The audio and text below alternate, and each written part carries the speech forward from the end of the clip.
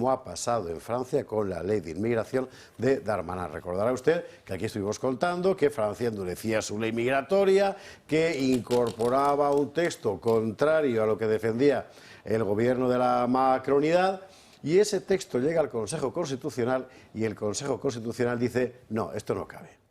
¿Por razones de fondo? No, en realidad, y esto es lo más llamativo, han utilizado una excusa puramente formal. Es decir, en el derecho francés hay una cosa que me imagino que en la jerga jurídica española existirá también con su nombre. Allí se llama cavalier législatif, es decir, tú metes dentro de una ley aspectos que no tienen que ver con la ley, ¿verdad? Y ha dicho el Consejo Constitucional: aquí hay mucho cavalier législatif y por tanto hay que desarmar este texto. Claro. Los republicanos, que son los que defendían junto con Marine Le Pen el texto, han dicho: ¿cómo que no tiene que ver? O sea, el reagrupamiento familiar no tiene que ver con la ley de extranjería. Bueno, se ha liado una importante, pero ojo, porque con esta manía... Bueno, lo mejor es que nos lo cuente Santiago Mucio, que para eso le hemos llamado. Santiago Mucio, León, ¿cómo estás, querido? Muy buenas noches. Ay. ¿Qué tal, José? ¿Cómo estás? Encantado de saludarte. ¿Cómo va eso? Bien, bien, gracias a Dios. Bueno, cuando uno repasa lo que ha ocurrido con la ley de inmigración y la decisión del Consejo Constitucional francés, lo primero que llama la atención es que en realidad no han opinado sobre la cuestión de la inmigración. No han opinado sobre la cuestión de la inmigración, ¿no? Y creo, es una opinión personal mía, pero creo que fue una jugada política fantástica de Macron. Ya. Es un ejercicio de marketing político, como sabe también hacer. O sea, puso el tema en el tapete, preparó una ley que no convenía a nadie. Al final, esa ley fue reformada por enmiendas de los republicanos y de la Agrupación Nacional. Fue aprobada por el voto de los diputados de Macron, pero también de la Agrupación Nacional y también de los republicanos.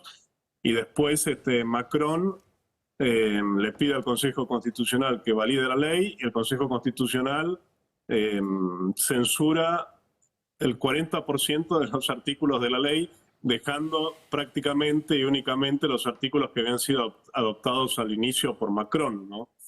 Yo creo que es una jugada política extraordinaria porque le permite a Macron presentarse en la escena, en el escenario internacional, como siendo alguien muy preocupado por el tema de la inmigración, haciendo una política más bien de derecha, llegando incluso a votar textos con la Agrupación Nacional y con los republicanos franceses, y después en la práctica es hecha la ley, hecha la trampa, ¿no? En la práctica no queda nada del texto. No. Pero bueno, si hacemos un análisis un poco más profundo, era un texto que desde el vamos era un texto que no se interesaba en el tema de la inmigración. El nombre del texto es Ley para controlar la inmigración y mejorar la integración.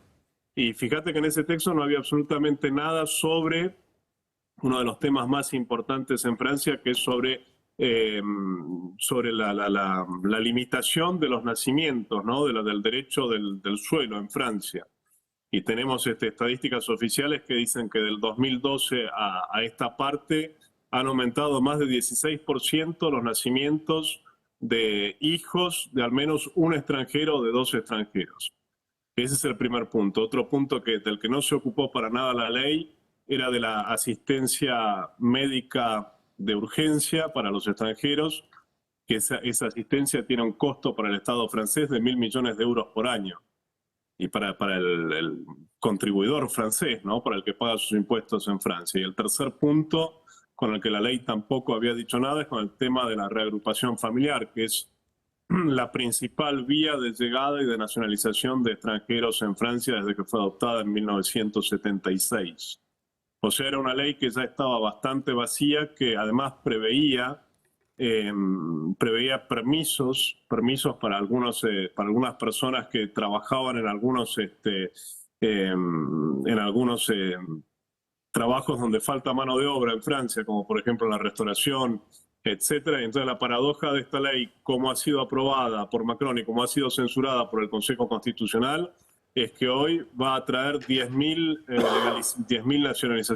legalizaciones, no nacionalizaciones, más por año, para permitir justamente a todas estas personas de poder trabajar en Francia cuando son ilegales, ¿no?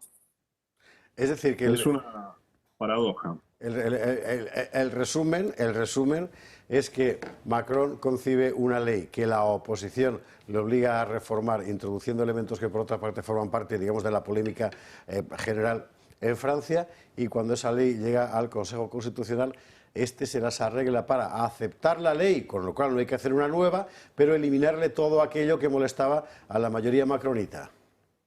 Claro, los únicos artículos prácticamente que quedaron en la ley son los artículos propuestos por la mayoría macronista. Todas las enmiendas propuestas por los republicanos y por la Agrupación Nacional fueron retiradas de la ley. Y también, ¿no?, para que la gente en España se dé una idea, hay que tener en mente que Macron es el presidente francés con el que más han aumentado los permisos de residencia en los últimos años. Pasan de 171.000 en el 2007 a 323.000 durante el año 2023. O sea, y en promedio durante la presidencia de Macron estamos a 276.000 permisos de residencia por año. 276.000 es cada año una ciudad como la de Burdeos, en Francia.